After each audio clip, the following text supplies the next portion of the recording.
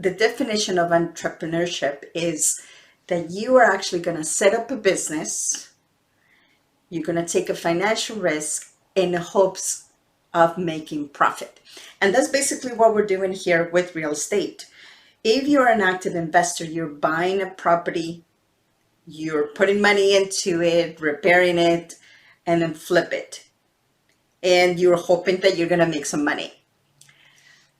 Or you can just buy a property, put some money into it the same way, rent it out, and then in hopes that you're going to make some cash flow coming to you every single month.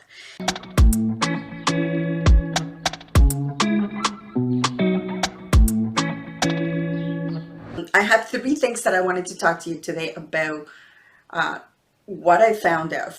The first thing that people don't realize is the setup cost and the time that it takes. So the setup cost is basically you're going to have to make an investment in yourself. Buying a course, it's spending money in books, reading.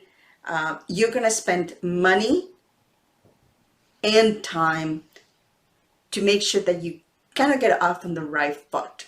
So that's the first thing. So the second thing is you need to understand all the details that come into your business.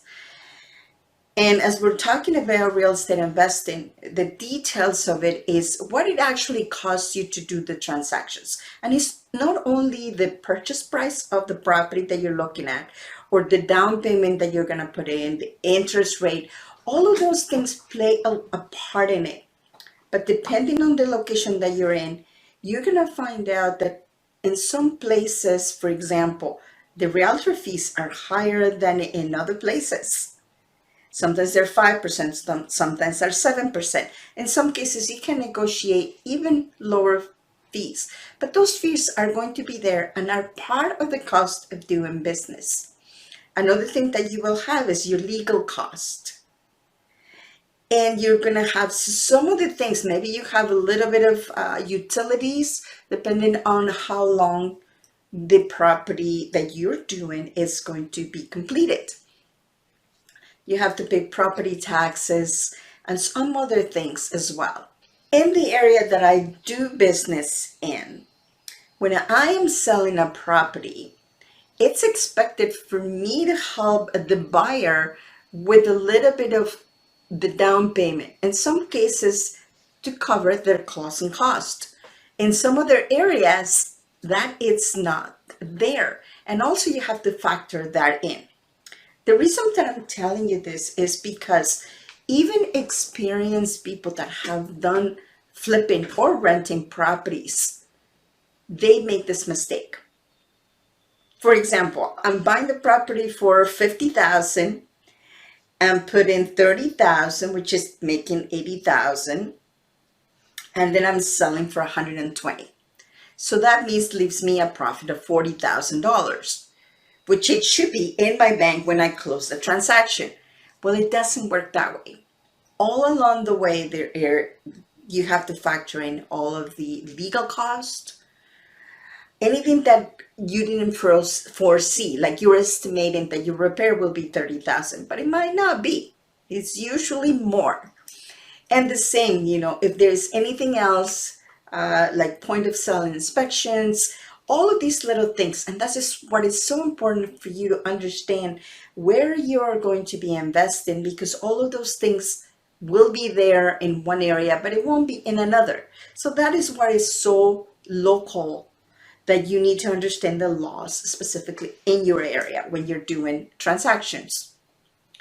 So understanding the details of what it actually costs to do the transaction as your soft cost is very, very important, because it will make you decide whether this is a profitable business or not. Sometimes the cost of doing business is quite a lot more than you think it is. The last one that you need to do is setting up realistic expectations. So we all are very eager to get going and buy a property and make profits, but how long is that going to take us? Especially if you're new at the business. Being new at the business, that means that you have to go through some learning curve. In some cases, you have to spend months looking for the right property in order for you to pull the trigger. You have to be patient and you have to set up realistic expectations, because sometimes we don't have the abilities or the skills to complete the transaction right away. So you need to look at setting up yourself for success, knowing that you're going to have to spend some time understanding the area that you're in, especially if it's a new area, or if you are investing specifically where you live. You still need to know a lot of more details. Living in a city, that doesn't mean that you know all the details about it.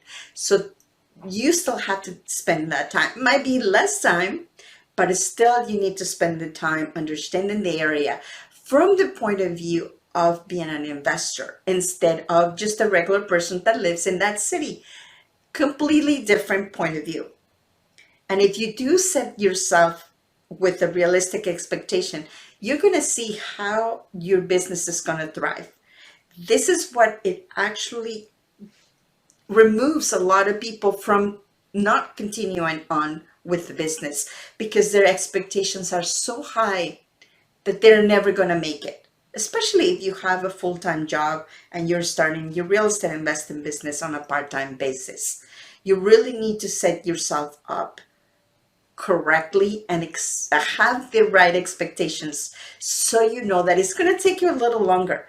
But moving forward every day, even if you do a little bit of research or go and look at some places, do some analysis, if you do all of that, you will see that you're going to get closer and closer and closer to your goal. I hope this helps, and I will see you next time.